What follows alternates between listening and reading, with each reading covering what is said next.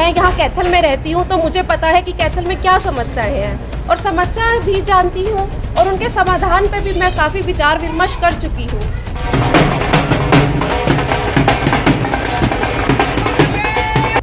ये पहला चुनाव ऐसा होगा जब लोग जातियों से ऊपर उठकर वोट डालेंगे। अग्रवाल समाज के समर्थन की बात है। ये तो अग्रवाल समाज का टिकट है, बड़े काफ़ी लंबे समय से इंतजार कर रहा था भी अग्रवाल समाज को टिकट मिलेगी तो हम जुटेंगे। ये तो बड़े इंतजार में बैठे हैं, पूरा अग्रवाल समाज खड़े होगा। पूरी मेहनत, पूरी लगन, पूरी निष्ठा के साथ एक दिन में 2-2, 3-3 वार्ड करेंगे हम पूरे, पर 15 दिन में 31 वार्ड पूरे करेंगे। ठीक है। आपके बीच में नेता आएंगे दूसरी पार्टियों के जो जात पात का जहर बोलने की कोशिश करेंगे। सबसे बड़ा जो मुद्दा रहना चाहेगा, हम शिक्षित युवा वर्ग को ये टिकट दी गई है, तो सबसे बड़ा बीजेपी ने जो ध्यान दिया है ये युवा, हमारी जो उम्मीदवार युवा है। और जो सबसे बड़ी बात है, जात पात से ऊपर उठकर हम ऐसे सामाजिक लोग पड़े हैं जो बहुत सी समाज सेवा कर देते हैं और उसका कहीं दिखावा भी नहीं करते। मेरे परिवार के अंदर टिकट आई है तो हर भाजपा कार्यकर्ता की टिकट आई है, ये कोई मेरे परिवार की या कोई ऐसा नहीं है, तो पूरे भाजपा की संगठन की सबके लिए टिकट है। और सब कार्यकर्ता, एक कार्यकर्ता अपने आप में प्रत्याशी बनकर इस भाजपा की जीत दिलाने में पूरा कामयाब करेगा और पूरा कमल खिलाने का काम करेगा। सुरभि गर्ग का कनेक्शन जो है ना पावर हाउस से जुड़ा हुआ है, देश की केंद्र में भी सरकार है और हरियाणा में भी सरकार है। क्या वो महिला डमी उम्मीदवार तो नहीं? पहले की तरह जो महिला कुर्सी पर बैठती है, पता चले कि उसका भाई, उसका पति, उसका परिवार का कोई उसका घर वाला कोई चला रहा है उसको। नमस्कार, फिलहाल कैथल के मैं मॉडल टाउन से लाइव जुड़ चुका हूं और भाजपा में जो टिकट को लेकर जो अटकलें लग रही थी उन पर विराम लग चुका है। और कैथल में भाजपा के वरिष्ठ नेता सुरेश गर्ग नौज की पुत्र वधू सुरभि गर्ग को टिकट जो है वो भाजपा ने दी है।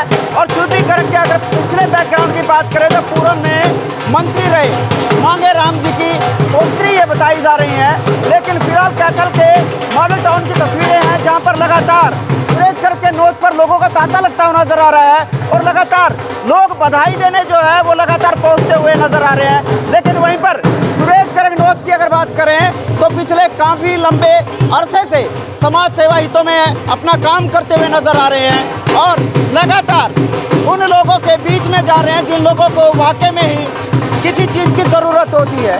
लेकिन काफ़ी लंबे अंतराल के बाद उस सेवा का फल आज मिला कि भाजपा ने इनके परिवार से जो उम्मीदवार बनाया है उसी को लेकर आज यहाँ पर जश्न का माहौल है। लगातार ढोल नगाड़े बजते हुए नजर आ रहे हैं, लड्डू खिलाकर लोगों का अभिवादन जो है वो किया जा रहा है। लेकिन एक बड़ा सवाल खड़ा करती है क्योंकि जो भाजपा ने जो प्रत्याशी, जो उम्मीदवार बनाकर कैथल चेयरपर्सन की कुर्सी के लिए उतारा है वो सीधे तौर पर पहली ही लिस्ट जारी होते ही कैमरे के सामने आ गई और बता दिया कि आखिरकार वो क्या कुछ कैथल के लिए करना चाहती है और किन वादों और किन मुद्दों को लेकर जनता के बीच में जाना चाहती है।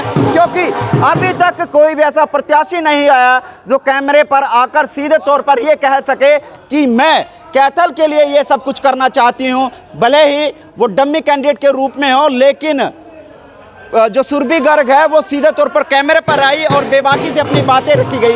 ऐसे ही चेयरपर्सन महिला की ज़रूरत है कैथल को और उसी ज़रूरत को देखते हुए, उसी तमाम योग्यताओं को देखते हुए भाजपा ने सुरभि गर्ग को मैदान में उतारा। चलिए हम बातचीत भी कर लेते हैं उनसे कि आखिरकार क्या कुछ कहना और क्या कुछ मुद्दों को लेकर जनता के बीच में। सबसे पहले मैं धन्यवाद करना चाहूँगी हमारे माननीय मुख्यमंत्री श्री मनोहर लाल जी का, हमारे प्रदेश अध्यक्ष श्री ओपी धनखड़ जी का, हमारी कैथल की जनता का बहुत बहुत धन्यवाद, हमारे अशोक गुज्जर जी का जो कि हमारे विधायक लीलाराम जी गुज्जर का, हमारी भाजपा महिला मोर्चा की सभी सम्मानित महिलाओं का, हमारे हैपेट के चेयरमैन कैलाश भगत जी का और भाजपा परिवार के सभी संगठन, सभी कार्यकर्ताओं व वरिष्ठ नेताओं का तहे दिल से धन्यवाद करना चाहूँगी। तो क्या उम्मीद लगा सकते हैं कैथल की जनता से? कैथल की जनता, मैं यहाँ कैथल में रहती हूँ तो मुझे पता है कि कैथल में क्या समस्याएं हैं और समस्याएं भी जानती हूँ और उनके समाधान पे भी मैं काफ़ी विचार विमर्श कर चुकी हूँ। तो मैं कैथल की जनता से अनुरोध करती हूँ कि मुझे अपना प्रत्याशी जैसे आपने चुना है, मुझे जितवाकर अपना आशीर्वाद व सहयोग देकर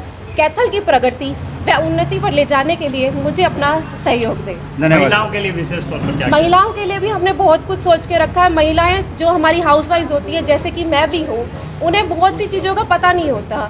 उनके लिए जैसे कि अगर बाहर समस्या है, कूड़े की समस्या है, पानी की समस्या है, स्ट्रीट लाइट की है, तो उन्हें इन चीज़ों के बारे में पता नहीं होता। तो क्यों ना हम उनके लिए टोल फ्री नंबर जारी करते जिससे उनकी समस्या 24 घंटे में वो समस्या दूर की जाए। कैंपेनिंग कैसे शुरू की जाएगी? कैंपेनिंग शुरू करने की हमारी नीतियाँ अभी बन रही हैं। हम धीरे धीरे आज से ही अपनी कैंपेनिंग शुरू कर देंगे। मैम वार्ड 31 है, दिन 15 है, कैसे पूरा कर पाएंगे?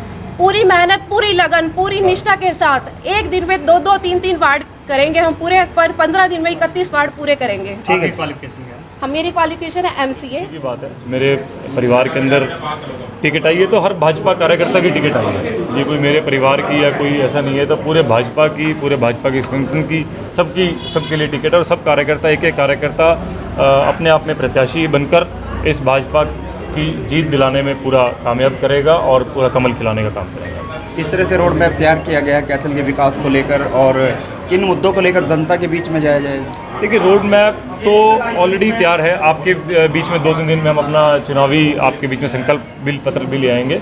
और बहुत सारी चीज़ें हैं, अभी बहुत सारी कमियां हैं जिसको दूर किया जाएगा। अभी हमारी दिल्ली में हमारी सरकार है, हरियाणा में हमारी सरकार है, क्षेत्रीय हमारे विधायक हैं। तो एक तरह से एक संपूर्ण एक सिस्टम बना के हम इसको इतने चहुमुखी विकास कैथल में कराने का काम करेंगे। तो जनता से क्या अपील करना चाहेंगे? जनता से ये अपील करना चाहूँगा कि अब की बार जो ये प्रत्याशी आपके बीच में आया है, जितने भी प्रत्याशी आपके बीच में आएंगे, सबको परख कर, सबको देख कर, सबको जानकर कि कौन आपके बीच का है, कौन आपका विकास करा सकता है। और सबसे जो जरूरी बात है, जो चुनावी के अंदर बड़ा मुद्दा रहेगा, आपके बीच में नेता आएंगे दूसरी पार्टियों के जो जात पात का जहर बोलने की कोशिश करेंगे। सबसे बड़ा जो मुद्दा रहना चाहेगा, हम शिक्षित युवा वर्ग को ये टिकट दी गई है। जो सबसे बड़ा बीजेपी ने जो ध्यान दिया है, ये युवा, हमारी जो उम्मीदवार युवा है। और जो सबसे बड़ी बात है, जात पात से ऊपर उठकर हमने ये पहला चुनाव ऐसा होगा जब लोग जातियों से ऊपर उठकर वोट डालेंगे।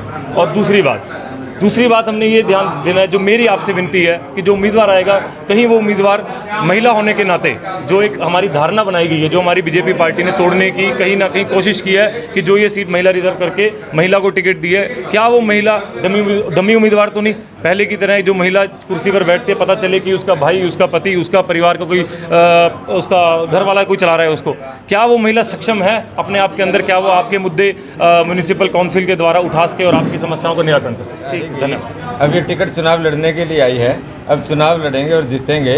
इस टिकट से ये पार्टी ने जो भरोसा जताया है, इस पर हम पे पूरा खरा उतरेंगे और पूरे भयंकर मार्जिन से जीत कराएंगे। नॉमिनेशन कब फाइल किया जाएगा और कौन आ सकते हैं नॉमिनेशन के अंदर? कल सुबह नॉमिनेशन फाइल करेंगे, पेपर सारे तैयार कर रखे हैं।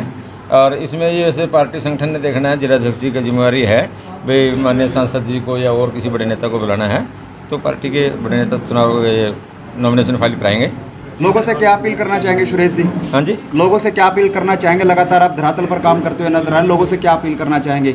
लोगों से ये अपील है कि भी आपने नगर परिषद का चेयरमैन चुनना है, चेयरपर्सन चुनना है, ठीक है। और नगर परिषद का चेयरपर्सन ऐसा चुनना है आप लोगों ने जिस पर आप लोग भरोसा कर सकें, और वो भरोसे के लायक जो आपको दिखे इन सारे कैंडिडेटों में, आप उसका समर्थन करिए। सुरेश जी, 2 बार टिकट कटी, निराशा मिली, लेकिन फाइनली टिकट मिली, अब कैसा लग रहा है? कैसी खुशी? हाँ, अच्छा लग रहा है। देखिए, ये तो राजनीति में होता ही है। मेरा तो बड़ा थोड़ा ही लंबा समय रहा संघर्ष का। लोगों को बहुत लंबे लंबे संघर्ष के बाद जाकर के सफलता मिलती है, मंजिल मिलती है। लेकिन संघर्ष में भी आदमी निखरता है, संघर्ष भी ज़रूरी है। मैं कहता हूँ अगर ये इतना टाइम लगा, ये भी अच्छे के लिए लगा है, क्योंकि जैसे कोई फल है ना, पेड़ पे ही पकता है तो उसकी वैल्यू ज़्यादा होती है, और कच्चा तोड़ के उसको मतलब मसाले में पका दिया जाए उसकी कम होती है। फाइनली डिसीजन हुआ, भाजपा 10 इकट्ठे चुनाव लड़ेगी, तो इस डिसीजन से कितनी मजबूती मिलेगी? नहीं, ये अच्छा डिसीजन है। दोनों मिलके लड़ेंगे या दोनों अलग अलग लड़ते हैं तो एक मतलब उसमें एक दूसरे की वोट काटते हैं। अब तो ठीक है, 1 और 1 11 हो जाएंगे। बिल्कुल निश्चिंत एक तरफ। हमारा समाज तो भाजपा का समर्थित समाज है, हमेशा रहता है। और जहाँ तक अग्रवाल समाज के समर्थन की बात है, ये तो अग्रवाल समाज का टिकट है। बड़े काफ़ी लंबे समय से इंतज़ार कर रहा था भी अग्रवाल समाज को टिकट मिलेगी तो हम जुटेंगे। ये तो बड़े इंतज़ार में बैठे हैं, पूरा अग्रवाल समाज खड़ा होगा। देखिए, अग्रवाल समाज बड़ा सियाना समाज है। वो इस बात को समझता है कि भाई सरकार के साथ जुड़ना बहुत ज़रूरी है। ऐसे चेयरपर्सन को वोट देने का फ़ायदा है जिसके सरकार में हिस्सेदारी है, जो ग्रांट ला सकता है, जो बजट ला सकता है, जो काम करवा सकता है। उनको पता है कि भी बल्ब तो लगा लिया हमने और उसका कनेक्शन हमने पावर हाउस से, ग्रिड से नहीं किया, तो कहाँ से रोशनी देगा वो? तो सुरभि गर्ग का कनेक्शन जो है ना पावर हाउस से जुड़ा हुआ है, जिसकी केंद्र में भी सरकार है और हरियाणा में भी सरकार है। तो अग्रवाल समाज सियाणा सरकार है, तो सियाणा समाज है, तो उसका ही साथ देगा। तो मतदाताओं को क्या कहना चाहेंगे? मतदाताओं को ये कहना चाहूँगा कि आप अपने विवेक से ईमानदार जिस पे आप भरोसा कर सकें ऐसे कैंडिडेट को चुनिए। और यदि वो समझते हैं कि मैंने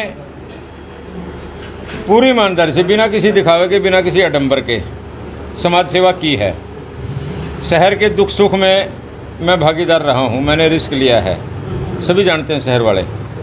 तो समाज सेवी कहने को तो हर कोई कह देता है मैं समाज सेवी हूँ, प्रमुख समाज सेवी हूँ। ये शहर आप लोग समझते हैं धार्मिक और सामाजिक लोगों का शहर है। यहाँ पर ऐसे ऐसे सामाजिक लोग पड़े हैं जो बहुत सी समाज सेवा कर देते हैं और उसका कहीं दिखावा भी नहीं करते। और ऐसे भी लोग हैं जो भंडारे में जाकर कड़छी पकड़ के फ़ोटो खिंचवाते हैं और मैं प्रमुख समाज सेवी लिख देते हैं। तो उन लोगों में से मैं नहीं हूँ। मैं तो बिल्कुल धरातल पे काम करने वाला हूँ, काम करके और उसका प्रचार और प्रसार करने में कम विश्वास रखता हूँ। धन्यवाद।